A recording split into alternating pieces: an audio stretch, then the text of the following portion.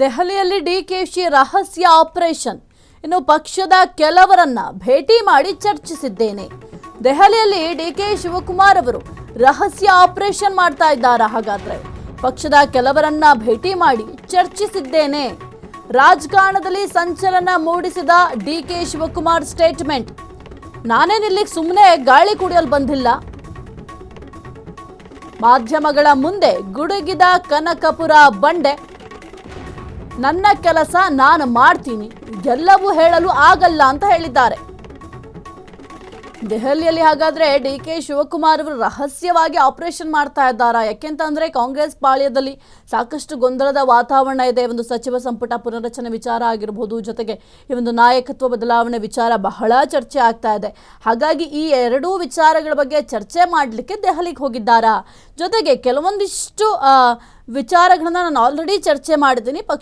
ಪಕ್ಷದ ಕೆಲವರೇನಿದ್ದಾರೆ ಅವರ ಬಳಿ ಹೋಗಿ ಚರ್ಚೆ ಮಾಡಿದ್ದೀನಿ ಅಂತಂದ್ರೆ ರಾಹುಲ್ ಗಾಂಧಿ ಅವ್ರನ್ನ ಭೇಟಿ ಮಾಡಿದ್ರಾ, ಅಥವಾ ಮಲ್ಲಿಕಾರ್ಜುನ್ ಖರ್ಗೆ ಅವ್ರನ್ನ ಭೇಟಿ ಮಾಡಿದ್ರಾ, ಅಥವಾ ವೇಣುಗೋಪಾಲ್ ಅವ್ರನ್ನ ಭೇಟಿ ಮಾಡಿದ್ರಾ, ಸುರ್ಜೇವಾಲಾ ಅವ್ರನ್ನ ಭೇಟಿ ಮಾಡಿದ್ರಾ? ಹಾಗಾದ್ರೆ ಯಾರನ್ನ ಭೇಟಿ ಮಾಡಿದ್ದಾರೆ, ಯಾವ ವಿಚಾರ ಚರ್ಚೆ ಮಾಡಿದ್ದಾರೆ ಎಂಬ ವಿಚಾರ ಸದ್ಯಕ್ಕೆ ರಾಜಕೀಯ ಪಡಸಾಲಿಯಲ್ಲಿ ಬಹಳ ಚರ್ಚೆ ಆಗ್ತಾ ಇದೆ. ಜೊತೆಗೆ ಅವರ ಸ್ಟೇಟ್ಮೆಂಟ್ ಕೂಡ ನೀವು ಗಮನಿಸಬಹುದು. ಅವರೇನೇ ಒಂದು ಸ್ಟೇಟ್ಮೆಂಟ್ ಕೊಟ್ಟರೂ ಕೂಡ ಅದಕ್ಕೆ ಮಾರ್ಮಿಕ ಅರ್ಥ ಇರುತ್ತೆ. ಒಂದು ವಾಕ್ಯಕ್ಕೆ ಎರಡು ಅರ್ಥ ಬರೋ ರೀತಿಯಲ್ಲಿ ಸ್ಟೇಟ್ಮೆಂಟ್ಗಳನ್ನ ಕೊಡ್ತಾರೆ. ಸಚಿವ ಸಂಪುಟ ಪುನರ್ರಚನೆ ಚರ್ಚೆ ಜೋರಾಗಿ ನಡೀತಾ ಇದೆ. ದೆಹಲಿಯಲ್ಲಿ ವರಿಷ್ಠರ ಭೇಟಿಗೆ ಡಿಸಿಎಂ ಡಿಕೆಶಿ ಪ್ರಯತ್ನ ಮಾಡ್ತಾ ಇದ್ದಾರೆ. ರಾಹುಲ್ ಗಾಂಧಿ ಭೇಟಿಗೆ ಪ್ರಯತ್ನ ನಡೆಸಿರುವ ಡಿಸಿಎಂ. ಇನ್ನು ರಾಹುಲ್ ಗಾಂಧಿ ಭೇಟಿಯಾಗಿ ಪವರ್ ಶೇರಿಂಗ್ ಬಗ್ಗೆ ಚರ್ಚೆ. ಅವಕಾಶವನ್ನ ಗಿಟ್ಟಿಸಿಕೊಳ್ಳಲು ಜಿದ್ದಿಗೆ ಬಿದ್ದಿರುವಂತಹ ಶಿವಕುಮಾರ್. ಇಂದು ರಾಹುಲ್ ವೇಣುಗೋಪಾಲ್ ಭೇಟಿ ಮಾಡುವ ಸಾಧ್ಯತೆ ಕೂಡ ಇದೆ. ಎಸಿಸಿ ಮಲ್ಲಿಕಾರ್ಜುನ ಖರ್ಗೆ ಮೂಲಕ ಒತ್ತಡಕ್ಕೆ ಯತ್ನ. ಇನ್ನು ಸಚಿವ ಸಂಪುಟ ಪುನರ್ರಚನೆಯ ಚರ್ಚೆ ಬಹಳ ಜೋರಾಗಿ ನಡೀತಾ ಇದೆ. ಯಾಕೆಂತಂದ್ರೆ ಕೆಲವೊಂದಿಷ್ಟು ಶಾಸಕರು ನಮಗೆ ಸಚಿವ ಸ್ಥಾನ ಬೇಕೇ ಬೇಕು ಅಂತ ದೆಹಲಿ ಕೂಡ ಹೋಗಿದ್ರು. ದೆಹಲಿಗೆ ಹೋಗಿ ಹೈಕಮಾಂಡ್ ಮೇಲೆ ಒತ್ತಡ ಹೇರುವಂತಹ ಪ್ರಯತ್ನ ಕೂಡ ಮಾಡಿದ್ರು. ಈ ಒಂದು ಸಚಿವ ಸಂಪುಟ ಪುನರ್ರಚನೆ ಆದರೆ ನಾಯಕತ್ವ ಬದಲಾವಣೆ ಮಾಡೋದು ಬಹಳ ಕಷ್ಟ ಆಗುತ್ತೆ. ನಾಯಕತ್ವ ಬದಲಾವಣೆ ಮಾಡಲಿಕ್ಕೆ ಸಾಧ್ಯವೇ ಆಗೋದಿಲ್ಲ. ಹಾಗಾಗಿ ಸದ್ಯಕ್ಕೆ ಸಚಿವ ಸಂಪುಟ ಪುನರ್ರಚನೆ ಮಾಡೋದು ಬೇಡ, ಮೊದಲು ನಾಯಕತ್ವ ಬದಲಾವಣೆ ಮಾಡಿ ಆನಂತರ ಏನಾದರೂ ಸಚಿವ ಸಂಪುಟ ಪುನರ್ರಚನೆ ಮಾಡೋಣ ಅಂತ ಏನಾದರೂ ಚರ್ಚೆ ಮಾಡ್ತಾರಾ? ಹಾಗಾದ್ರೆ ಕಾಂಗ್ರೆಸ್ನಲ್ಲಿ ಸಂಪುಟ ಪುನರ್ರಚನೆ ಸರ್ಕಸ್. ಸಿಎಂ ಆಪ್ತ ಸಚಿವರಿಂದ ಮುಂದುವರಿದ ರಹಸ್ಯ ಸಭೆಗಳು. ಮೊನ್ನೆ ಸಿಎಂ ನೇತೃತ್ವದಲ್ಲೇ ಆಪ್ತ ಸಚಿವರ ಮೀಟಿಂಗ್. ನಿನ್ನೆ ಸತೀಶ್ ಜಾರಕಿಹೊಳಿ, ಮಹದೇವಪ್ಪ, ಜಮೀರ್ ಚರ್ಚೆ. ಮೇ 5ರ ನಂತರ ದೆಹಲಿಗೆ ತೆರಳಲು ಮಾಸ್ಟರ್ ಪ್ಲಾನ್. ಕೆಎನ್ ರಾಜಣ್ಣರನ್ನ ದೆಹಲಿಗೆ ಕಳಿಸಲು ಯೋಜನೆ. ತದನಂತರ ಉಳಿದ ನಾಯಕರು ದೆಹಲಿ ಭೇಟಿಗೆ ನಿರ್ಧಾರ. ಕಾಂಗ್ರೆಸ್ನಲ್ಲಿ ಒಂದು ಸಂಪುಟ ಪುನರ್ರಚನೆ ಸರ್ಕಸ್ ಜೋರಾಗಿ ನಡೀತಾ ಇದೆ. ಸಿಎಂ ಆಪ್ತ ಸಚಿವರಿಂದ ಒಂದು ರಹಸ್ಯ ಸಭೆಗಳು ಕೂಡ ನಡೀತಾ ಇದೆ. ಮೊನ್ನೆ ಸಿಎಂ ನೇತೃತ್ವದಲ್ಲೂ ಕೂಡ ಆಪ್ತ ಸಚಿವರು ಮೀಟಿಂಗ್ಗಳನ್ನು ಮಾಡಿದ್ರು. ನಿನ್ನೆ ಸತೀಶ್ ಜಾರಕಿಹೊಳಿ ಆಗಿರಬಹುದು, ಮಹದೇವಪ್ಪ ಆಗಿರಬಹುದು, ಜಮೀರ್ ಅವರು ಕೂಡ ಈ ಒಂದು ವಿಚಾರಕ್ಕೆ ಸಂಬಂಧಪಟ್ಟಂತೆ ಚರ್ಚೆ ಕೂಡ ಮಾಡಿದ್ರು. ಈ ಕುರಿತು ಹೆಚ್ಚಿನ ಮಾಹಿತಿ ನೀಡ್ತಾರೆ ನಮ್ಮ ಪ್ರತಿನಿಧಿ ಮಾರುತಿ.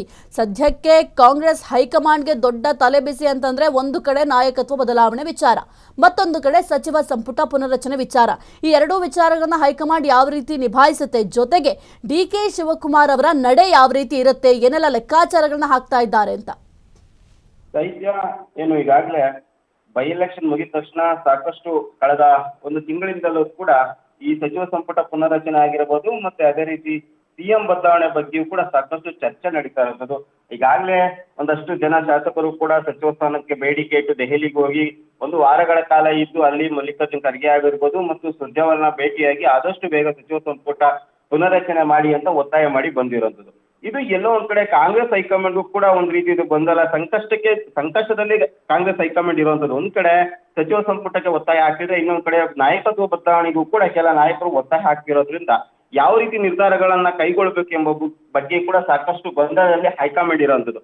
ಇವತ್ತು ನೋಡೋದಾದ್ರೆ ಈಗಾಗಲೇ ಡಿಕೆಶಿ ಅವರು ಕೂಡ ದೆಹಲಿಯಲ್ಲಿ ಬಿಟ್ಬಿಟ್ಟಿರುವಂತದ್ದು. ಅಂದ್ರೆ ನಿನ್ನೆಯೇ ದೆಹಲಿಗೆ ಹೋಗಿರುವಂತಹ ಡಿಕೆ ಶಿವಕುಮಾರ್ ಸಾಕಷ್ಟು ನಾಯಕರ ಭೇಟಿಗೆ ಪ್ರಯತ್ನಗಳನ್ನ ಮಾಡ್ತಾ ಇರುವಂತದ್ದು. ಅಂದ್ರೆ ನಿನ್ನೆ ಬೈಟ್ ಕೊಟ್ಟಾಗಲೂ ದೆಹಲಿಯಲ್ಲಿ ಮಾತನಾಡಿದಾಗಲೂ ಕೂಡ ಡಿಕೆಶಿ ಅವರು ಹೇಳಿರೋದು, ನಾನು ಕೆಲವು ಹೈಕಮಾಂಡ್ ನಾಯಕರನ್ನ ಭೇಟಿಯಾಗಿದ್ದೇನೆ, ಚರ್ಚೆ ನಡೆಸಿದ್ದೇನೆ ಅಂತ ಕೂಡ ಹೇಳಿರುವಂಥದ್ದು. ಒಂದ್ ರೀತಿಯಾದ್ರೆ ಎಲ್ಲೋ ಒಂದ್ ಕಡೆ ಸಾಕಷ್ಟು ಗೊಂದಲದಲ್ಲೂ ಕೂಡ ಕಾಂಗ್ರೆಸ್ ಹೈಕಮಾಂಡ್ ಇರುವಂತದ್ದು. ಇವತ್ತು ಕೂಡ ಸಾಕಷ್ಟು ಹೈಕಮಾಂಡ್ ನಾಯಕರ ಭೇಟಿಗೆ ಕಸರತ್ತನ್ನ ಮಾಡ್ತಾ ಇರೋದು. ಯಾಕೆಂದ್ರೆ ಬಾಕಿ ಉಳಿದಿರುವಂತ 2 ವರ್ಷ ಆದ್ರೂ ಕೂಡ ನಾನು ಸಿಎಂ ಆಗ್ಲೇಬೇಕು ಅಂತ ಒಂದ್ ರೀತಿಯಾದಂತ ಪಟ್ಟಕ್ಕೆ ನಿಂತಿರುವಂತದ್ದು DCM DK ಅವರು ಪಟ್ಟು ಹಿಡಿದಿರುವಂತದ್ದು. ಅದರಿಂದಾಗಿ ಇವತ್ತು ರಾಹುಲ್ ಗಾಂಧಿ ಆಗಿರ್ಬೋದು ಮತ್ತು ವೇಣುಗೋಪಾಲ್ ಅವರನ್ನ ಭೇಟಿಯಾಗಿ ಸಿಎಂ ಬದಲಾವಣೆ ಬಗ್ಗೆ ಕೂಡ ಸಾಕಷ್ಟು ಚರ್ಚೆ ನಡೆಸುವಲು ಈಗಾಗಲೇ ಸಾಕಷ್ಟು ಪ್ರಯತ್ನಗಳನ್ನ ಕೂಡ ಮಾಡ್ತಾ ಇರೋದು. ಇನ್ನೊಂದ್ ಕಡೆ ಈಗಾಗಲೇ ರಾಜ್ಯದಲ್ಲೂ ಕೂಡ ಒಂದ್ ರೀತಿಯಾದ ಮಹಾದೇವಪ್ಪ ಆಗಿರ್ಬೋದು, ರಾಜಣ್ಣ ಆಗಿರ್ಬೋದು, ಅದೇ ರೀತಿಯಾದ ಸತೀಶ್ ಜಾರಕಿಹೊಳಿ ಕೂಡ ಮೀಟಿಂಗ್ ಅನ್ನ ಮಾಡ್ತಾ ಇದ್ದಾರೆ. ಅದು ಒಂದ್ ರೀತಿ ಗೊಂದಲಕ್ಕೆ ಕಾರಣ ಆಗ್ತಿದೆ. ಯಾವ ವಿಚಾರದಲ್ಲಿ ಚರ್ಚೆ ಆಗ್ತಿದೆ ಎಂಬುದು ಬಗ್ಗೆ ಕೂಡ ಸ್ಪಷ್ಟತೆ ಇಲ್ಲದೆ ಇದ್ರೂ ಕೂಡ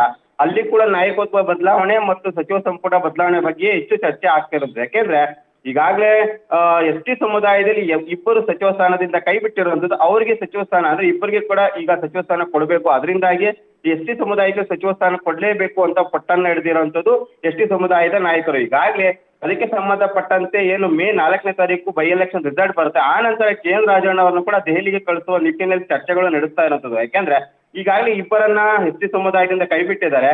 ಅವ್ರಿಗಾದ್ರೂ ಸಚಿವ ಸ್ಥಾನ ಕೊಡಿ ಅಥವಾ ಬೇರೆಯವ್ರಿಗಾದ್ರೂ ST ಸಮುದಾಯದಲ್ಲಿ ಸಚಿವ ಸ್ಥಾನ ಕೊಡಿ ಅಂತ ಒತ್ತಾಯ ಮಾಡೋದಕ್ಕೆ KN ರಾಜಣ್ಣ ಮೂಲಕ ಒತ್ತಾಯ ಹಾಕಲು ಈಗಾಗಲೇ ST ಸಮುದಾಯದ ನಾಯಕರು ತೀರ್ಮಾನ ಮಾಡಿರುತ್ತದೆ.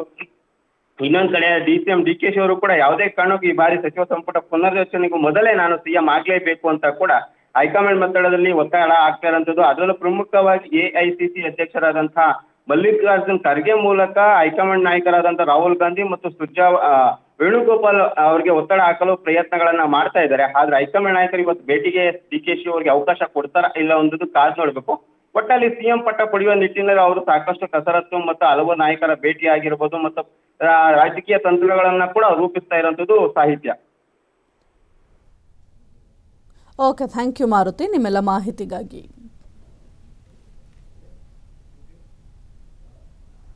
ಕ್ಷಣ ಕ್ಷಣದ ಸುದ್ದಿಗಳಿಗಾಗಿ ಫ್ರೀಡಂ ಟಿವಿ ಸಬ್ಸ್ಕ್ರೈಬ್ ಮಾಡಿ, ಲೈಕ್ ಮಾಡಿ ಹಾಗೂ ಫಾಲೋ ಮಾಡಿ. ಹೊಸ ಸುದ್ದಿಗಳ ನೋಟಿಫಿಕೇಶನ್ಗಾಗಿ ಬೆಲ್ ಐಕಾನ್ ಮೇಲೆ ಕ್ಲಿಕ್ ಮಾಡಿ.